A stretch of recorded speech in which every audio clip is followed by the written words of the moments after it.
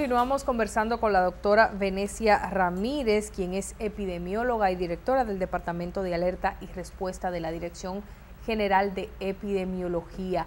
Y le preguntaba antes de la pausa, ya que estamos tratando este tema sobre las diversas enfermedades que pueden surgir luego del paso de un fenómeno atmosférico, como lo fue el huracán Irma, ¿cómo ella me puede explicar y desglosar un poco el fenómeno de la propagación luego de un huracán de enfermedades como el dengue, zika, chikungunya, leptospirosis y malaria, que son enfermedades transmitidas por vectores?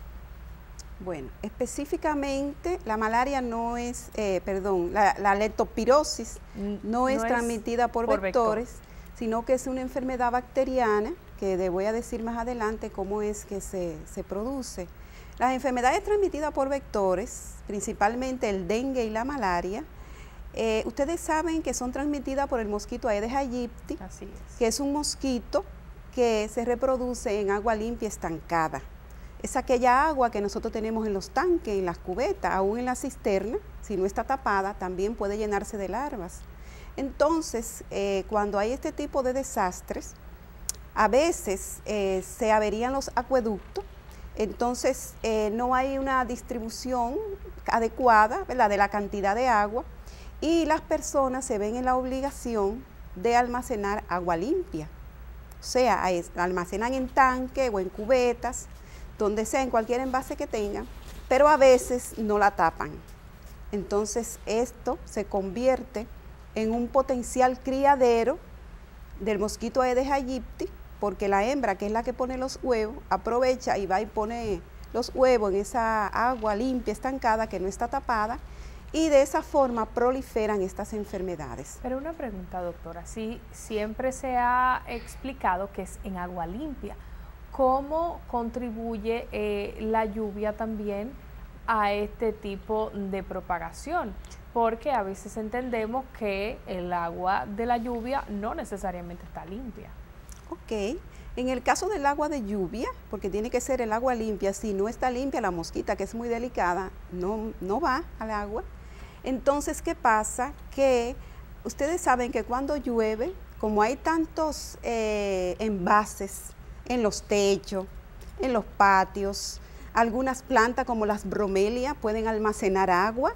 Además, hasta un casco de botella que esté encima de una pared, esos que ponen para, ¿verdad?, para la gente, para cuidarse. Sí. Exactamente, hasta un casco de botella que esté ahí puede almacenar un poquito de agua. Y una ahí, cáscara de huevo. exactamente, y las gomas, las gomas usadas, y ahí puede también criarse la larva del mosquito Aedes aegypti en esas circunstancias.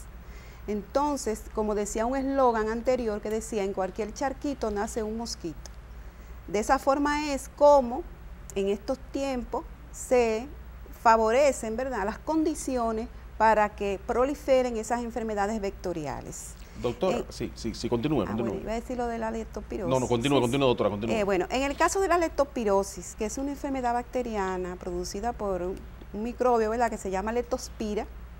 Esta es una bacteria que normalmente vive en los túbulos renales de algunos animales domésticos, como son el perro, el caballo, el chivo, también el ratón, ¿verdad?, aunque no están... El ratón también, pero los brotes se dan principalmente porque cuando esos animales orinan, como tienen esa bacteria en sus vías, ¿verdad?, urinarias, entonces sale con la orina la bacteria y contamina las aguas.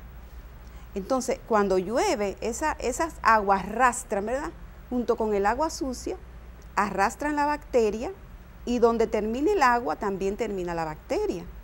Puede ser en un lago, puede ser en un río, puede ser en cualquier depósito de agua que esté. O si la rata orina en las latas también, de nuestra alacena. En una cañada, por ejemplo, cuando vamos, no sé si ustedes han tenido la oportunidad de visitar una cañada. Claro que sí, claro. Ustedes pueden ver que a esa cañada llega toda el agua servida de la comunidad, y cuando esa agua baja, ¿verdad?, por las lluvias, arrastra todas las bacterias y toda la contaminación posible. Entonces, cuando una persona, un niño, por ejemplo, se mete en esas aguas sucias, la cuneta, cualquier pileta, entonces, y tiene una herida, porque necesariamente tiene que haber una puerta de entrada para que entre, ¿verdad?, la bacteria, entonces ahí la persona puede tener la enfermedad. Por eso es que se recomienda a las personas no ponerse en contacto directo con estas aguas estancadas, sucias, y hay algunas personas que son del grupo de riesgo porque necesariamente tienen que meterse al agua, como son las personas que trabajan con la vía de la alcantarilla, las personas que recogen basura, los que cultivan arroz, que es en charco. Claro. Todas esas personas que son de grupo de riesgo, se les recomienda protegerse, ponerse sus botas de goma, sus guantes y si es posible algo, ¿verdad?, que le cubra para que no, porque a veces una persona puede tener una herida y no darse cuenta. Claro. Porque pasa a ver desapercibida. Doctora, las enfermedades gastrointestinales que surgen y las enfermedades también, doctora, las enfermedades respiratorias. Hablen un poquito de esto. Bueno, les decía ahorita que las enfermedades gastrointestinales principalmente se producen por la falta de agua potable y por contaminación de los alimentos, porque en estas condiciones de desastre generalmente a veces los alimentos no están bien conservados, a veces se usan alimentos enlatados, los cuales deben de ser las latas bien lavadas, fijarse en la fecha de vencimiento, y si abren una lata, ¿verdad?, que cree que es de sardina, pero ven ahí algo que no es sardina, entonces deben desecharla también. Claro.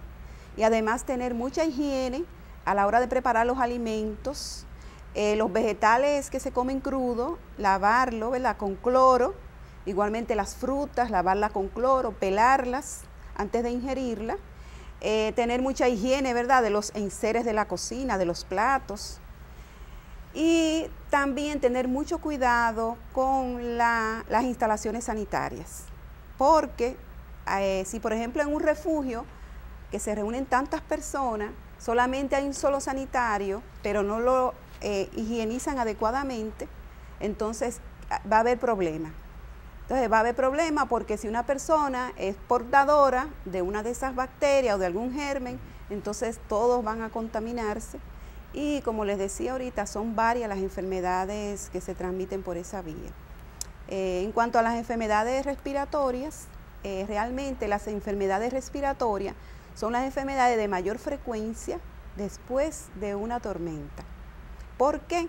Bueno, principalmente en los refugios. Ustedes saben que los refugios, no sé si han tenido la oportunidad de visitar algunos. Sí, claro, claro. En los refugios, por el hacinamiento que hay, demasiadas personas en un espacio estrecho, y además por la falta de ventilación, con frecuencia surgen brotes de enfermedades respiratorias. Sí, con el hecho de que una persona tenga un proceso gripal ya puede infectar a otros. Exactamente. Por eso que se les recomienda lavarse las manos frecuentemente. También se va a evitar con esto la conjuntivitis, que es otro de los problemas que se pueden presentar en esas condiciones. Y la falta de agua también puede agravar eso. Doctora, hemos hablado de estas enfermedades, pero me surge una duda.